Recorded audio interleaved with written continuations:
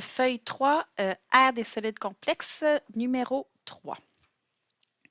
Annika est apprentie ébéniste. Pendant sa formation, elle doit fabriquer et vernir 6, donc faire attention, 6 cylindres de bois comme celui-ci. Les mesures sont en millimètres. Et le fond du cylindre est ouvert, donc c'est comme un trou barre en barre.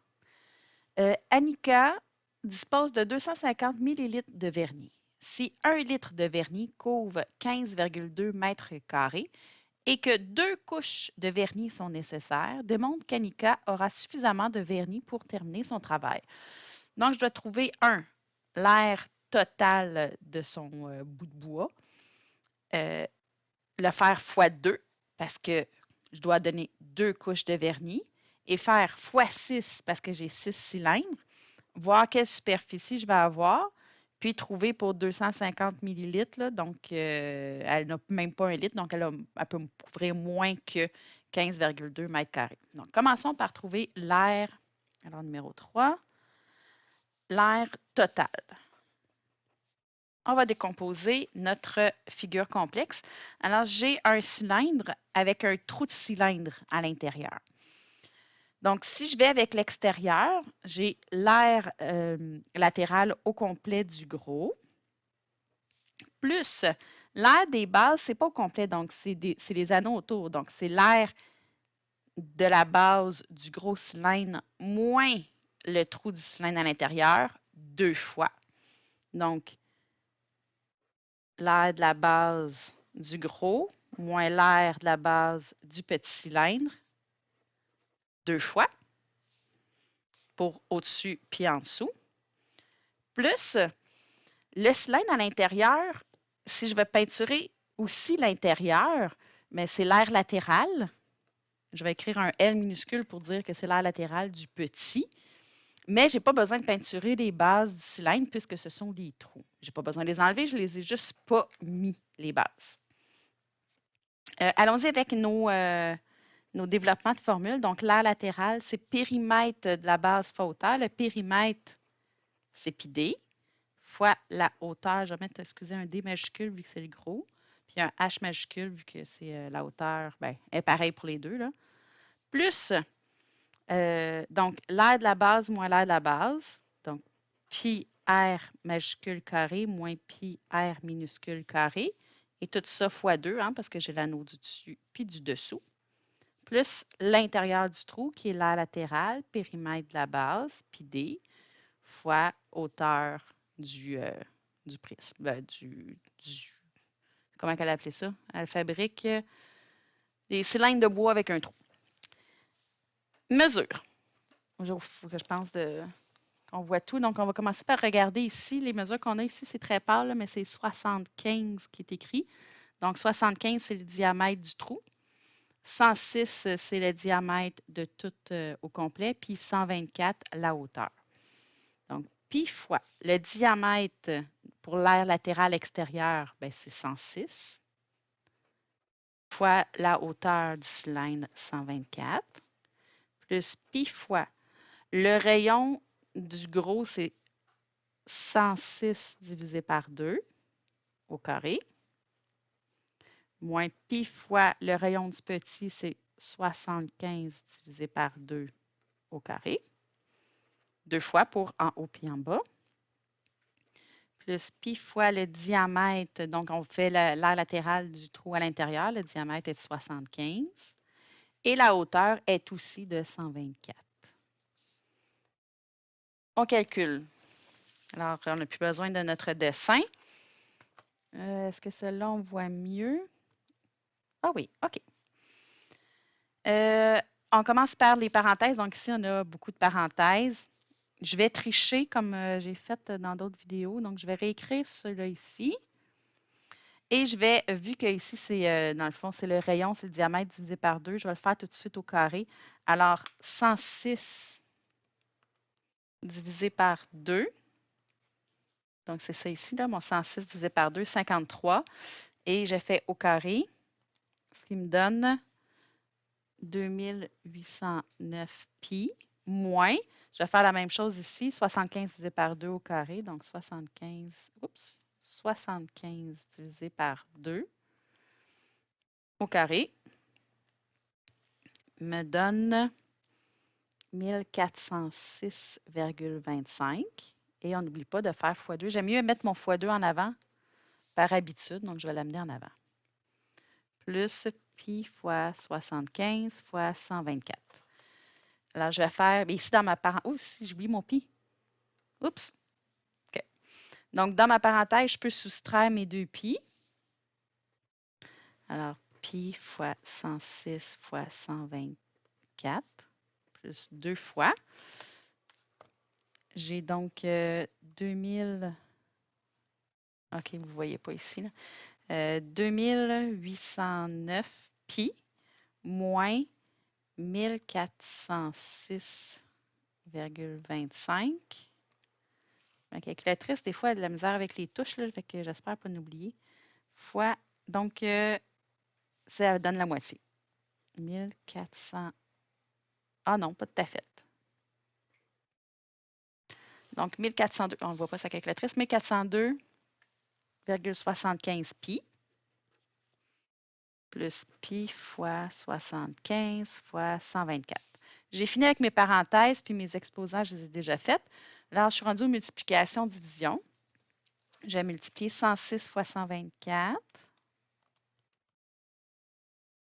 Ça me donne 13 144 pi, plus 2 fois, je sais que vous voyez, là, 2 fois, moi, c'est moi qui ne le vois pas, 1402,75. Alors, ça me donne 2805,5 pi, plus 75 fois 124, 75 fois 124, 9300 pi. Ce sont tous des termes en pi, alors je peux tous les additionner. J'ai déjà 9300 sur ma calculatrice, plus 2805,5 plus 13 144. J'espère que je n'ai pas oublié des chiffres. Je n'ai pas regardé sur ma calculatrice. OK. Alors, ça me donne pi. L'air total exact, mais on me dit d'utiliser, j'imagine, pi environ 3. Alors, je vais remplacer le égal par des vagues, vu que je vais remplacer le pi par 3. Je l'ai sur ma calculatrice, donc x 3. 75 748,5. Alors, l'air total de un cylindre est d'environ 75 748,5. C'était des centimètres. On me disait que c'était en millimètres. Millimètres carrés. Moi, j'ai oublié d'écrire ici. Je vais faire plusieurs calculs. Donc, l'air de 1 cylindre. Ben, j'aurais pu, si je voulais, faire tout de suite x2, x6, là, mais on va y aller en par étapes. Donc, deuxième calcul, l'air total à vernir. Donc, j'ai 2 couches. Ben, j'ai l'air total ici. Oh, excusez-moi, je n'ai pas trop bougé.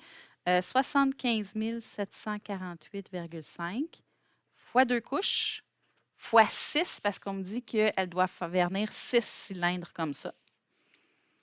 Donc, ça me donne, je l'ai ici, fois 2 fois 6.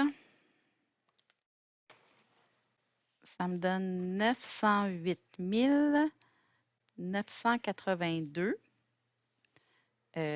Donc, 908 982 millimètres carrés.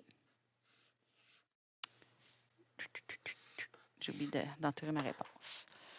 Et là, pour savoir si elle en a assez de 250 millilitres de vernis, il va falloir que je mette ça en mètres carrés. Puis, il va falloir que je trouve la quantité de vernis qu'elle a. Donc, je peux le faire dans n'importe quel ordre, mais je vais commencer par changer ici. Je vais simplement écrire que c'est égal de millimètres à mètre carré. Donc, il faut que je change. Je peux. Ben, pas besoin de l'écrire, mais de millimètre, je change à centimètre, décimètre, mètre. Mais attention, je change de 3 positions mes unités, mais c'est au carré. Donc, ma virgule saute de 2 à chaque fois. Donc, de millimètre carré à centimètre carré, je suis ici.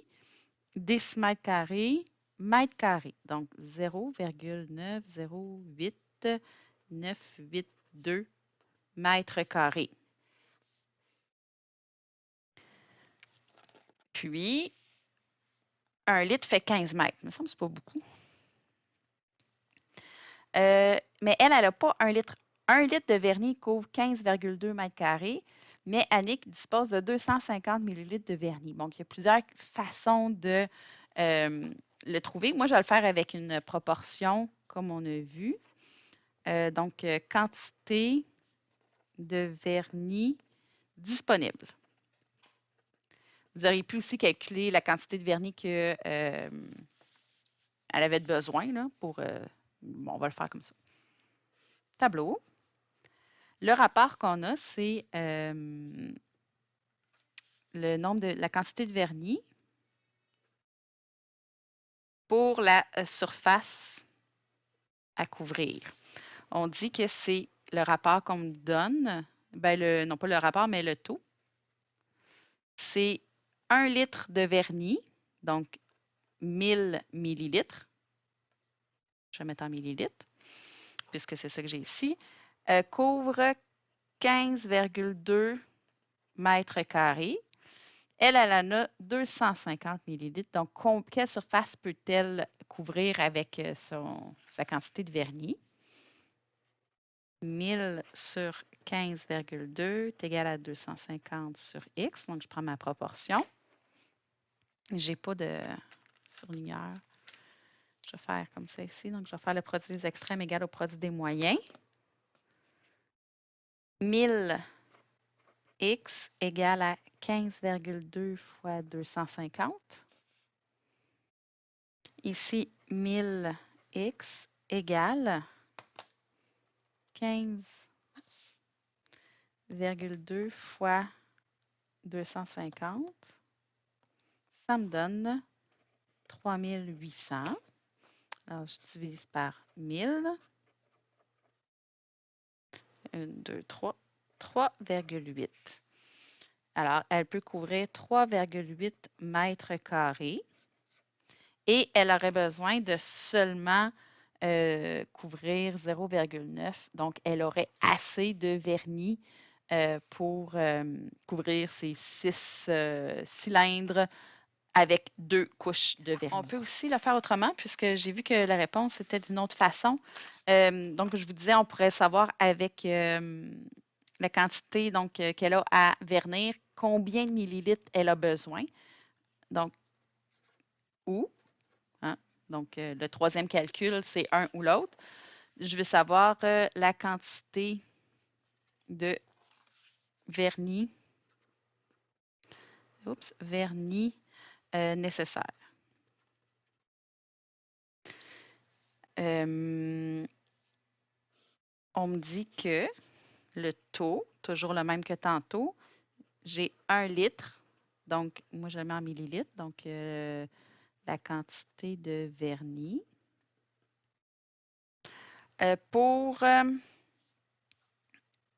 Excusez, je l'ai plus ici. Je l'ai ici, donc c'était 15,2 mètres carrés de surface